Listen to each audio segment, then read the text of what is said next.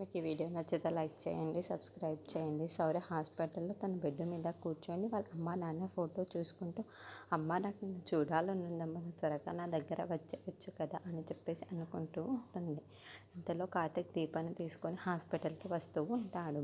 అది చూడగానే అక్కడున్న దీప కూడా త్వరగా వెళ్ళాలని చెప్పేసి పరిగెత్తుకుంటూ హాస్పిటల్కి వస్తూ ఉంటుంది. ఇంతలో అక్కడున్న కార్తీక్ ఒక్కసారి ఆగిపోతూ ఉంటాడు. ఏంటి బాబు ఇలా ఆగిపోయారు అని చెప్పేసి అడుగుతూ ఉంటుంది.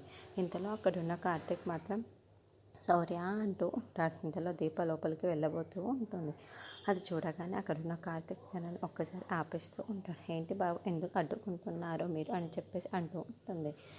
నువ్వు అక్కడున్న కార్తీక్ నువ్వు ఒక మాట ఇచ్చావు కదా, శౌర్యకు నీ కళ్ళల్లో మాత్రం కన్నీరు కనిపించకుండా తను మేనేజ్ చేయాలి దీప, అలా అని మాట ఇవ్వు అని చెప్పేసి కార్తీక్ దీప దగ్గర మాట తీసుకుంటూ ఉంటాడు.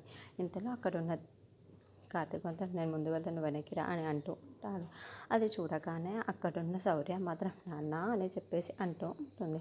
ఆ మాటలకి అక్కడున్న కార్తీక్ అయితే నీకు సర్ప్రైజ్ తీసుకొని వచ్చాను అని చెప్పేసి అంటాడు. ఇంతలో అక్కడున్న శౌర్య మాత్రం ఏంటది అని చెప్పేసి అడుగుతూ ఉంటుంది. ఆ మాటలు వినగానే అక్కడున్న కార్తీక్ అయితే ఒక్కసారిగా పక్కకు తప్పుకుంటాడు.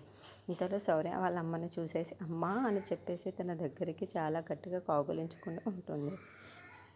దీప మాత్రం ఏడుపు వచ్చేస్తూ ఉంటుంది. అది ఆపుకోవడానికి చాలా ట్రై చేస్తూ ఉంటుంది.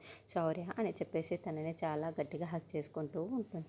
ఏంటి నాన్న అమ్మకి చెప్పకూడదు అన్నావు, నువ్వు చెప్పేశావా ఏంటి అని చెప్పేసి అడుగుతూ ఉంటుంది.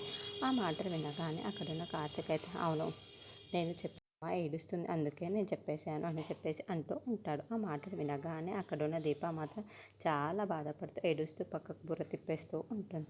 ఇంతలో తన శౌర్యని చూసి శౌర్యాన్ని ఒంటరిగా పడుకోవడం అంటే భయం కాదా, మరి ఎలా పడుకుంటున్నావు ఇక్కడ అని చెప్పేసి